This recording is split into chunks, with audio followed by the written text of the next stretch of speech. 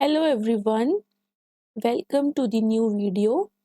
आज इस वीडियो में हम force and laws of motion chapter के एमसीक्यूज डिस्कस करने वाले हैं। तो चलिए शुरू करते हैं अपनी वीडियो। हमारा फर्स्ट क्वेश्चन है, a solid block is resting over a horizontal surface and there is no frictional force between them. ठीक है, इसमें क्या बोला है कि एक सॉलिड ब्लॉक है जो कहाँ पे पड़ा है, हॉरिजॉन्टल सरफेस पे, and there is no frictional force between them.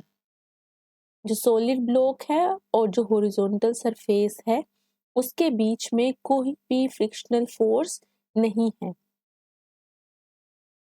To keep the block at rest, अगर हमने इस ब्लॉक को रेस्ट पे ही रखना है तो इन 4 ऑप्शंस में से कौन सा ऑप्शन जो है वो करेक्ट होने वाला है। ठीक है, ए ऑप्शन है, two unequal forces must act on the block in opposite directions. B option है, two equal forces must act on the block in opposite directions. C option है, two equal forces must act on the block in same direction. या फिर हमारा जो D option है, two unequal forces must act on the block in perpendicular direction. तो हमारा जो first question है इसका ऑप्शन नंबर बी करेक्ट होगा। क्या है कि two equal forces must act on the block in opposite directions. अगर ऑपोजिट डायरेक्शन में 2 इक्वल फोर्सेस एक्ट करती हैं तो जो हमारा ब्लॉक है वो रेस्ट पे रहेगा। ओके, फर्स्ट क्वेश्चन के बाद अब हम चलते हैं अपने सेकंड क्वेश्चन की तरफ। सेकंड क्वेश्चन है, a coin of ₹1 is placed on a cardboard. This cardboard along with coin is placed on an empty glass. ठीक है, एक कॉइन है ₹1 का जिसको हमने कार्डबोर्ड पे रखा है और इस कार्डबोर्ड को कॉइन के साथ ही हमने एक एम्प्टी ग्लास के ऊपर प्लेस कर दिया। The coin will fall into the glass if, जो कॉइन है वो ग्लास में कब गिरेगा। इन ऑप्शंस में से हमने अपना ऑप्शन जो करेक्ट है वो बताना है। ठीक है, तो जैसे ही हमने इन ऑप्शंस को पढ़ा कि ए ऑप्शन में है कि we strike the coin with a finger, B option में है we strike the cardboard very slowly with a finger, C option है we strike hard the cardboard with a finger, and D option है we strike the cardboard with a finger and the coin is glued with the cardboard. तो इन 4 options में से हमारा जो correct option है वो सी है, क्योंकि कॉइन जो है वो फॉल करेगा ग्लास में if we strike hard the cardboard with a finger. ठीक है, तो इस तरह से सेकंड क्वेश्चन का जो है हमारा सी ऑप्शन जो है वो करेक्ट हो जाएगा। अब थर्ड क्वेश्चन देख लेते हैं। थर्ड क्वेश्चन है, Newton's first law of motion is also known as. Newton's का जो फर्स्ट लॉ है उसको हम किस और नाम से जानते हैं। तो Newton's first law of motion को हम जानते हैं लॉ ऑफ इनर्शिया से। ऑप्शन नंबर सी जो है वो हमारा करेक्ट रहेगा। ठीक है, फोर्थ क्वेश्चन है, definition of force is given bye. जो हमारी फोर्स की डेफिनेशन है वो किसके द्वारा दी गई है, ये है हमारा A option correct, Newton's first law of motion. ठीक है, क्वेश्चन नंबर 5 की तरफ चलते हैं। क्वेश्चन नंबर 5 है, inertia of an object tends to cause the object। जो इनर्शिया होता है ऑब्जेक्ट का वो ऑब्जेक्ट पे क्या कॉज करता है। ठीक है, to resist any change in its state of motion. B option है to decrease its speed, C option है to increase its speed, and D option है टू, यहाँ पे होगा decelerate due to friction. ठीक है, तो क्वेश्चन नंबर 5 का जो ए ऑप्शन है वो हमारा करेक्ट होगा। Inertia of an object tends to cause the object to resist any change in its state of motion. Okay, question number 6 की तरफ चलते हैं. Momentum of a body of mass m moving with velocity v is. तो momentum हमें पता होता है कि मोमेंटम होता है मास इनटू वेलोसिटी.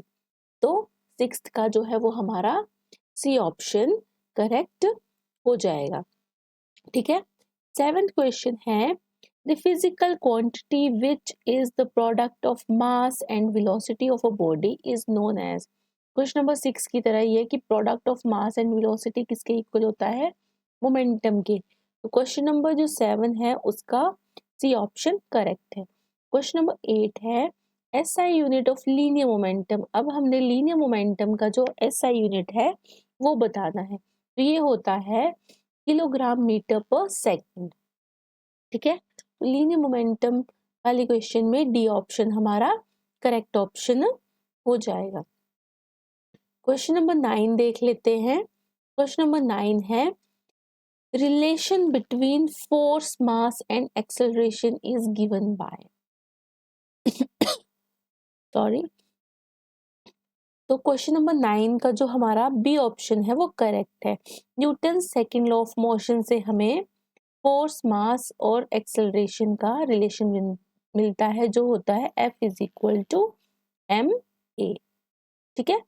क्वेश्चन नंबर 10 है force acting on a body of mass m moving with an acceleration a is given by. ये क्वेश्चन नंबर 9 की तरह ही है, F is equal to M A.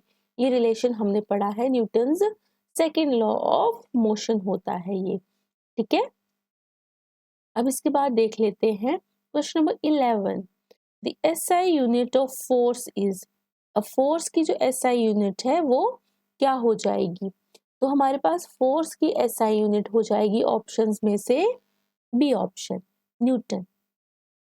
ठीक है. क्वेश्चन नंबर 12 है 4 iron balls A B C D have mass 1 kg, 3 kg, 2 kg and 4 kg respectively. Which of the balls has the highest inertia? हमने बताना है कि हाईएस्ट इनर्शिया किसका होगा A B C D balls में से जिसका मास हमें ये गिवन है. ठीक है. तो हमें पता है कि inertia of a body is directly proportional to its mass. तो जिसका मास ज्यादा उसका इनर्शिया भी ज्यादा. तो यहाँ पे 4 kg सबसे ज्यादा मास है और वो किसका है, डी का. तो इसमें हमारा ऑप्शन डी जो है वो करेक्ट हो जाएगा. क्वेश्चन नंबर 13 देख लेते हैं. क्वेश्चन नंबर 13 है 4 objects P, Q, R and S have mass 1 kg, 2 kg, 3 kg and 4 kg respectively. ठीक है. P, Q, R, S objects का मास हमें गिवन है. They move with same velocity. वो क्या कर रहे हैं कि सेम वेलोसिटी के साथ मूव कर रहे हैं सारे ही objects. Which of the object has the largest momentum? अब हमने मोमेंटम की बात करनी है यहाँ पे. तो मोमेंटम क्या होता है, P is equals to mv है ना. और हमारे पास क्या बोला है कि मास गिवन है. तो लार्जेस्ट मोमेंटम उसका होगा जिसका मास ज्यादा होगा, क्योंकि P यहाँ से क्या है, डायरेक्टली प्रोपोर्शनल आया मास के. ठीक है.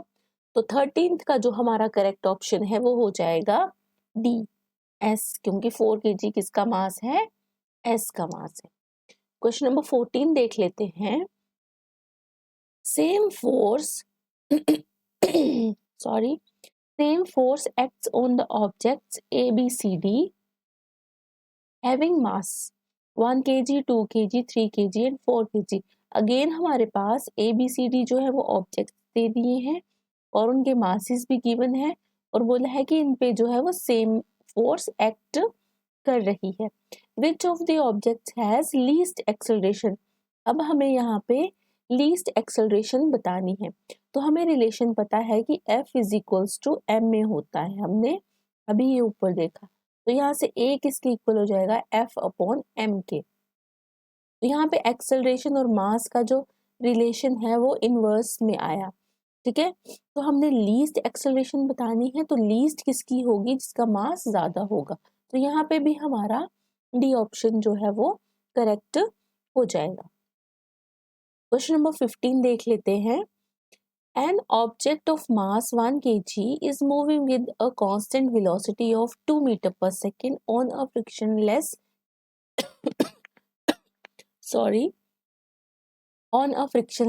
table। तो यहाँ पे मास गिवन है और हमारे पास constant velocity 2 metre per second given है। The force required to keep the object moving with the same velocity, हमें कितनी फोर्स रिक्वायर होगी कि वो जो ऑब्जेक्ट है वो सेम वेलोसिटी के साथ मूव करता रहे। तो इसमें क्या होता है कि हमें कोई भी फोर्स की जरूरत नहीं होगी, ठीक है, क्योंकि यहाँ पे क्या है, वेलोसिटी जो है वो कांस्टेंट है। तो इसका ऑप्शन हो जाएगा बी, 0 न्यूटन। ठीक है, क्वेश्चन नंबर 15 का बी ऑप्शन करेक्ट हो जाएगा। क्वेश्चन नंबर 16 है, number of forces are acting on an object P such that the net force acting on it is 0। ठीक है, नंबर ऑफ फोर्सेस जो है वो ऑब्जेक्ट पी पे एक्ट कर रही हैं और इस तरह से एक्ट कर रही हैं कि जो नेट फोर्स है वो 0 हो गई है। Number of forces are also acting on another object Q. अब नंबर ऑफ फोर्सेस क्यू पे भी एक्ट कर रही हैं, कैसे कि नेट फोर्स जो है वो नॉन जीरो हो। पी के केस में नेट फोर्स 0, क्यू के केस में नेट फोर्स जो है वो नॉन जीरो। तो इन ऑप्शंस को पढ़ने के बाद क्वेश्चन नंबर 16 का जो हमारा करेक्ट ऑप्शन आएगा वो सी आएगा। बैलेंस्ड फोर्स जो है वो पी पे एक्ट करेगी और अनबैलेंस्ड फोर्स जो है वो क्यू पे एक्ट करेगी, क्योंकि जो रिजल्टेंट होता है बैलेंस्ड फोर्स का वो 0 होता है और अनबैलेंस्ड फोर्स का रिजल्टेंट जो है वो नॉन जीरो होता है। ठीक है, अब इसके बाद क्वेश्चन नंबर 17 देख लेते हैं। क्वेश्चन नंबर 17 है, वेलोसिटी टाइम ग्राफ हमें गिवन है एक मूविंग पार्टिकल का, जहां पे वेलोसिटी इस डायरेक्शन में है और टाइम जो है वो हमारा इस डायरेक्शन में गिवन है।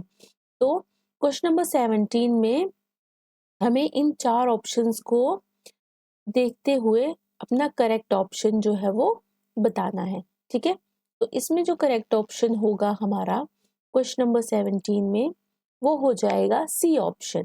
ठीक है, कि force acting on the particle is 0। जो फोर्स है वो 0 होगी जब इस तरह का ग्राफ हमारा बनेगा वेलोसिटी टाइम का। ठीक है, क्योंकि यहाँ पे क्या है कि जो हमारी वेलोसिटी है वो कांस्टेंट है। ठीक है, क्वेश्चन नंबर 18 डिस्कस कर लेते हैं। क्वेश्चन नंबर 18 है, the linear momentum of an object of mass 2 kg is 10 kg metre per second. ठीक है, इसके बाद है the velocity of the object is, हमने वेलोसिटी बतानी है ऑब्जेक्ट की कितनी होगी। ठीक है, तो लीनियर मोमेंटम हमारे पास इतना गिवन है और मास जो है वो 2 kg हमारे पास गिवन है। ठीक है, तो हमने जो फॉर्मूला रीड किया कि मोमेंटम किसके इक्वल होता है, P is equals to mv। तो यहाँ से v की वैल्यू कितनी आ जाएगी हमारी, v की वैल्यू आएगी हमारे पास, यहाँ पे लिखती हूँ v इज इक्वल्स टू क्या आएगी हमारे पास, p अपॉन m। ठीक है, तो p की वैल्यू कितनी है 10 kg मीटर पर सेकेंड। ठीक है, और m की वैल्यू है 2 kg। तो यहाँ पे हमारे पास जो आंसर आएगा वो 5 मीटर पर सेकेंड आएगा। तो सी ऑप्शन जो है वो 18th क्वेश्चन का जो है करेक्ट हो जाएगा। ठीक है, इसके बाद हम चलते हैं अपने नेक्स्ट क्वेश्चन पे। ये क्वेश्चन कर लेते हैं हम क्वेश्चन नंबर 21। ठीक है, क्वेश्चन नंबर 21 है, rocket works on the principle of conservation of, जो हमारा रॉकेट है वो कौन से कंजर्वेशन पे वर्क करता है, तो ये है हमारा कंजर्वेशन ऑफ मोमेंटम। ठीक है, क्वेश्चन नंबर 22 है, action and reaction forces always act on different bodies and are, जो एक्शन और रिएक्शन फोर्सेस होती हैं वो हमेशा डिफरेंट बॉडीज पे एक्ट करती हैं। ठीक है, एंड आर, अब हमने इन 4 ऑप्शंस में से बताना है। ये जो थोड़े से 2-3 क्वेश्चंस हैं ये थोड़े से क्लियर नहीं आए हैं तो मैं रीड कर रही हूँ इनको। ठीक है, जिससे आपको पता चल जाए। ए ऑप्शन है, equal in magnitude and same in direction. B option है unequal in magnitude but opposite in direction. C option है equal in magnitude but opposite in direction and D option is unequal in magnitude but same in direction. तो question number 22 जो है वो उसका correct option C होगा कि जो हमारी एक्शन एंड रिएक्शन फोर्सेस हैं इक्वल इन मैग्नीट्यूड होती हैं बट ऑपोजिट इन डायरेक्शन। ठीक है, अब इसके बाद हम क्वेश्चन नंबर 23 देख लेते हैं। क्वेश्चन नंबर 23 है the earth attracts a stone towards itself with a force of 10 newton. 10 newton force given है। The force with which the stone attracts the earth is.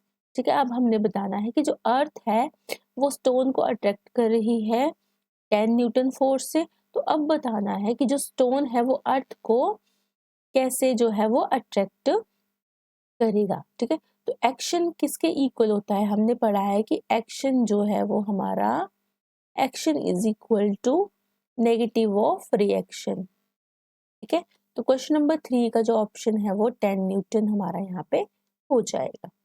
ठीक है, इसके बाद क्वेश्चन नंबर 24 देख लेते हैं। क्वेश्चन नंबर 24 है two equal and opposite forces cancel each other. दो इक्वल और ऑपोजिट फोर्सेस जो है वो एक दूसरे को कैंसिल कर देती हैं। However, action and reaction which are equal and opposite to each other do not cancel each other. लेकिन जो एक्शन और रिएक्शन होते हैं वो इक्वल और ऑपोजिट होते हैं लेकिन वो कैंसिल नहीं करते हैं बिकॉज अब हमने इसका रीजन बताना है। ठीक है, तो रीजन में हमने जो ऑप्शंस यहाँ पे रीड करने हैं और यहाँ पे क्वेश्चन नंबर 24 में जो करेक्ट ऑप्शन है वो है B, they act on different bodies. क्योंकि एक्शन रिएक्शन जो है वो हमारा डिफरेंट बॉडीज पे एक्ट करता है। ठीक है, क्या होता है कि दो इक्वल और ऑपोजिट फोर्सेस कैंसिल करती हैं एक दूसरे को तब जब वो सेम बॉडी पे एक्ट कर रही हैं। ठीक है, यहाँ पे क्या है कि वो डिफरेंट बॉडीज पे एक्ट करते हैं, action and reaction. Question number 25 की तरफ चलते हैं। क्वेश्चन नंबर 25 है a gun recoils after firing to conserve. तो इसमें जो हमारा ऑप्शन है वो करेक्ट हो जाएगा option number D, momentum. A gun recoils after firing, firing के बाद जो है वो गन रिकॉइल करती है टू कंजर्व मोमेंटम। ओके, इसमें क्या होता है कि बिफोर फायरिंग क्या होता है कि मोमेंटम गन का और बुलेट का क्या होता है, जीरो होता है। ठीक है, आफ्टर फायरिंग क्या हो जाता है कि bullet moves towards with a momentum. हम बोलते हैं कि जब हमारा जो बिफोर फायरिंग है momentum of gun and bullet is zero होता है, लेकिन फायरिंग के बाद क्या होता है कि बुलेट जो है वो फॉरवर्ड डायरेक्शन में मूव करेगा। ठीक है, तो हम मान लेते हैं कि किसी मोमेंटम p के साथ वो मूव करता है। ठीक है, तो आफ्टर फायरिंग क्या होता है कि momentum of gun plus momentum of bullet should be zero. तो इसमें क्या होना चाहिए कि सो गन रिकॉइल्स विद दी सब मोमेंटम p2, जिससे क्या होता है कि जो हमारा जैसे इसको हमने अगर p1 मान लिया मोमेंटम को, जो फायरिंग होता है बुलेट उसका p1 मान लिया और p2 जो है वो गन रिकॉइल हो रही है पीछे को उसका मोमेंटम मान लिया, तो इन दोनों का जो सम होना चाहिए वो जीरो के इक्वल होना चाहिए। ठीक है, यहाँ पे इक्वल टू का साइन है। ओके, क्वेश्चन नंबर 26 देख लेते हैं। क्वेश्चन नंबर 26 है two similar buses are moving with same velocity on a straight road. One of them is empty and the other is loaded with passengers.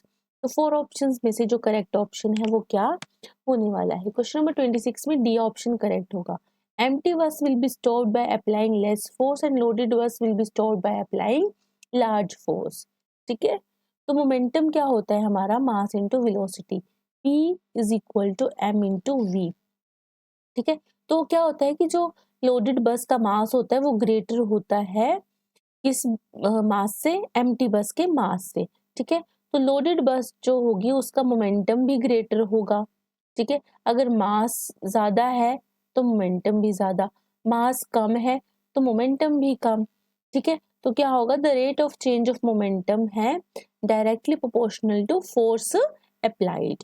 ठीक है, तो इससे क्या होता है कि जो एम्प्टी बस है वो लेस फोर्स अप्लाई करने पे ही स्टॉप हो जाएगी, और जो लोडेड बस है वो लार्ज फोर्स अप्लाई करने पे स्टॉप होती है। ठीक है, क्वेश्चन नंबर 26 के बाद हम चलते हैं क्वेश्चन नंबर 27 पे।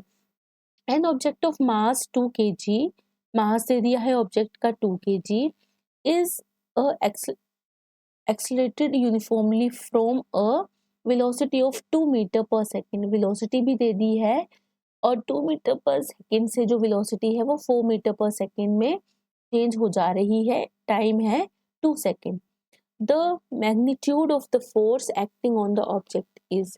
अब हमने यहाँ पे क्या निकालना है, मैग्नीट्यूड जो है वो फाइंड आउट करना है। तो इसमें जो फॉर्मूला लगेगा वो लगेगा force is equal to M V minus U upon T. ठीक है, यहाँ पे m की वैल्यू है हमारी 2, और हमारी जो फाइनल वेलोसिटी है उसमें से इनिशियल वेलोसिटी जो है वो माइनस करेंगे, और टाइम भी है 2। तो यहाँ से आ गया हमारी फोर्स की value 2 newton. B option is correct. Question number 28 है, the change in the momentum of the body is in 0.01 second is इतना। टाइम गिवन है और चेंज इन मोमेंटम गिवन है।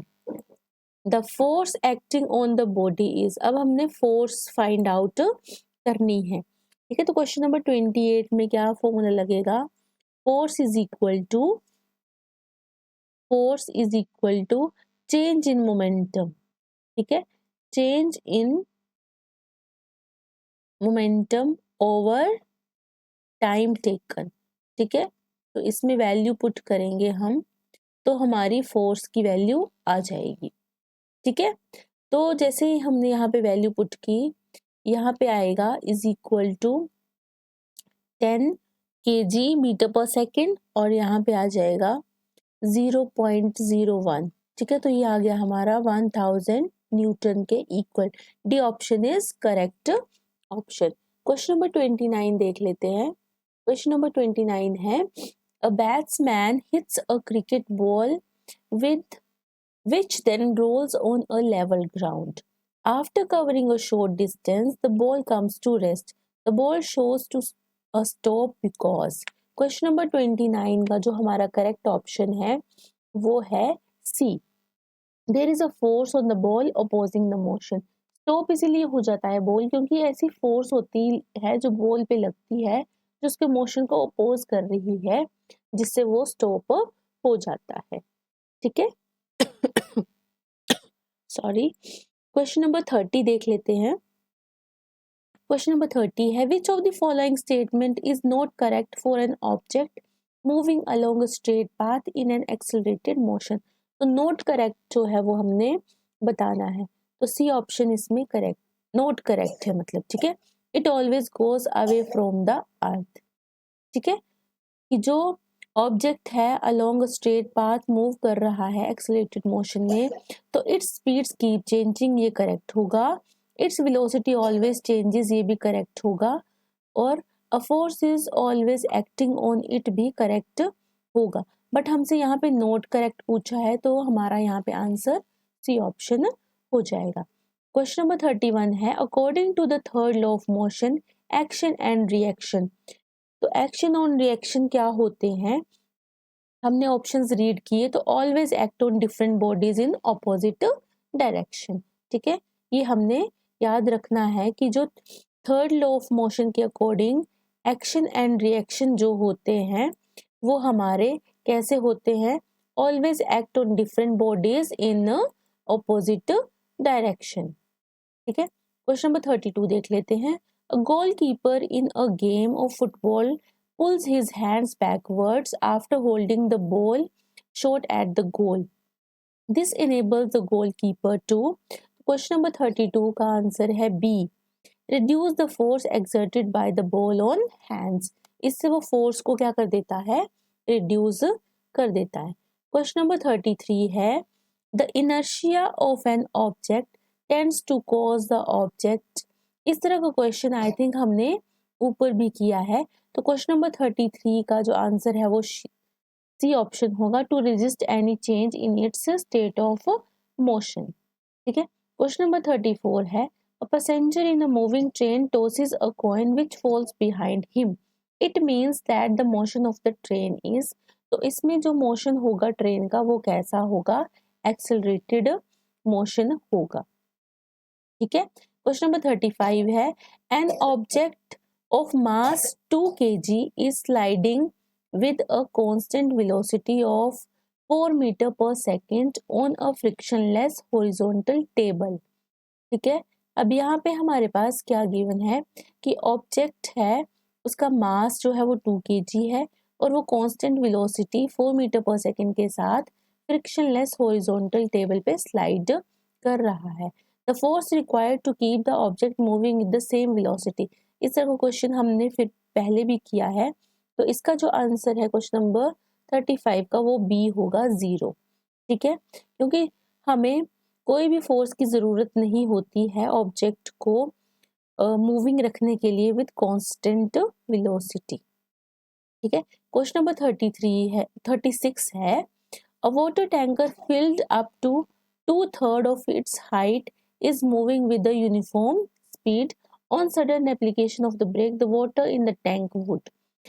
अगर हमारा जो टैंकर है वो 2/3 जो है वो फिल्ड है और सडन ब्रेक लगाएंगे तो वाटर होगा जो टैंक में उसको क्या इफेक्ट होगा। तो क्वेश्चन नंबर 36 का आंसर बी होगा, move forward, it is due to inertia of motion. Okay. तो इस वीडियो में हमने अपने सारे क्वेश्चंस डिस्कस कर लिए। आई होप आपको ये सारे क्वेश्चन समझ में आए होंगे। ओके। बाकी हम नेक्स्ट चैप्टर जो है वो नेक्स्ट वीडियो में डिस्कस करेंगे। Thanks for watching, bye everyone.